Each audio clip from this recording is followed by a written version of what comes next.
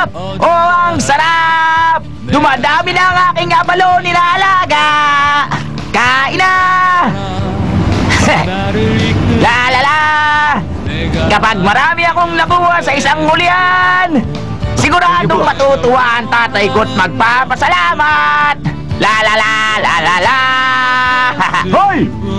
Ha? Oh! Patrick! Uy! Ano ba yung kinakanta mo?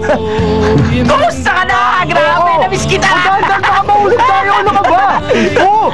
Paano mo ako lalabas? Ang galing mo naman! Ayos ka ba naman? Oo naman! Hindi pa halata sa kilos ko? Dapat ka hindi ako masaya makita ka eh. Bakit naman? Ang sakit kaya ng pagpapalayas mo sa akin. Dapat nga galit pa ako sa'yo eh. Hanggang ngayon iniisip mo rin pa ba yan? Ang layo ng biniyahe ko para lang mapuntang kita dito, no? Dahil miss na kita. Maraming salamat! Oo, sandali! Baka mahulog tayo. Okay lang yan! Sandali, huwag ka kasi magulo. Alam mo, bihira mga gwapong tulad mo rito sa amin! Di ba marupok dito?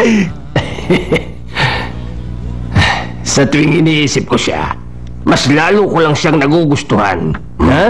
Hindi ko nga akalain. Ganun na lang ang pagmamahal at pag-aaruga niya sa Hunamjung. Talaga? Ano bang sinabi niya bago siya umalis? Ang sabi niya, gusto niyang mabuhay ng malaya. Kagaya na lang ng ginagawa niya ngayon. Aba, kung tutuusin nga, siya pa ang mas inaasahan ko. Pero umalis naman siya. Marahil, nagdesisyon na lang siya. Dahil alam niyang masasaktan ng kapatid niya kapag nagtagal pa siya. Ay, hindi ka nagkulang. Ginawa lang niya kung anong makabubuti sa kanya. Kaya uminom na lang tayo.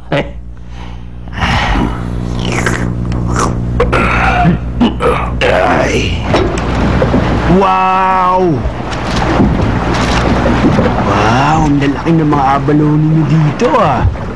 Pang klase. Ay nako, hindi talaga kita maintindihan. Napakabaliw ka na ba talaga ha? O bakit? Ano ba talagang ginagawa mo rito? Bakit ka umalis na naman ng Hunamjung? Bakit hindi mo na lang kasi sabihin sa kanila ang totoo eh? Para ikaw na magmayari. Talaga bang hindi mo na iniisip ang sarili mo? Magpakalalaki ka naman, tol. Sabihin mo na lang ang totoo para makaganti ka na sa kanila. Nasisiraan ka na ba? Ano ba talagang dahilan mo? Bakit ka umalis? Huwag mo sabihin sa akin na duduwag ka. Eh ikaw, bakit di ka bumalik dun sa Hunamjung? Ako? Babalik? Sira ka ba? Sus, mas gugustuhin ko na naman natili dito, no? Bakit? Ayaw mo na bang matutong magluto? Aba, hindi na ako babalik doon. Sa tingin mo ginusto ko umalis? Eh bakit ikaw? Wala ka man lang dahilan. Teka, talaga bang gusto mo maging chef o kontento ka na maging assistant habang buhay?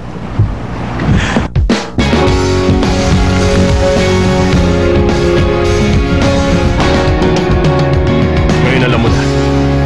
Takot ka na ba sa akin? Bakit mo nasabi ang bagay na yun? Alam mong hindi yun ang totoo.